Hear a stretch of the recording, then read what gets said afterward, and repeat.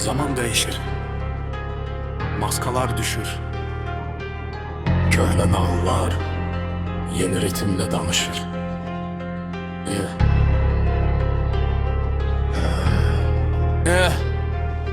Köhnə şaxta baba, saqqalımda buz, cibimdə xatirə ciblərdə. Hələ də söz qar yağardı səssiz, uşaqlar inanardı. İndi ekranlar yanır, zəhərlər satılardı. Taxta arabam vardı, marallar yorğun. İndi yet sürətində həyat, hamı dağınıq donuq. Mən məktub oxuyardım, qəlblər açılardı. İndi like'la ölçülür kim nə qədər dəyərlidir.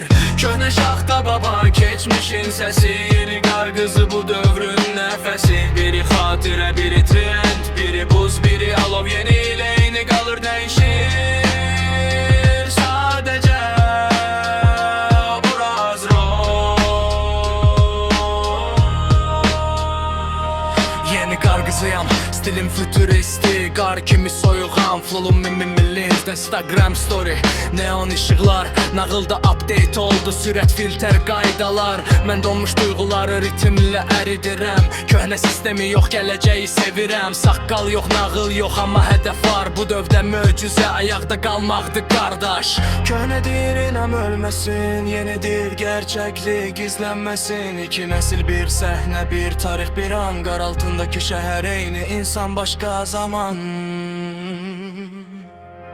Köhnə şaxta baba, keçmişin səsi, yeni qarqızı bu dövrün nəfəsi. Biri xatirə, biri trend, biri buz, biri alov, yeni ilə yeni qalır dəyişir.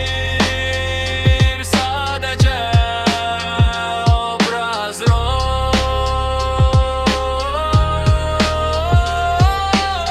Nağıl bitmir, sadəcə forması dəyişir. Köhnə ilə yeni eyni ritimdə görüşür. Qar yenə yağır, gecə yenə uzun, zaman axır, rap danışır, susmur bu yolum.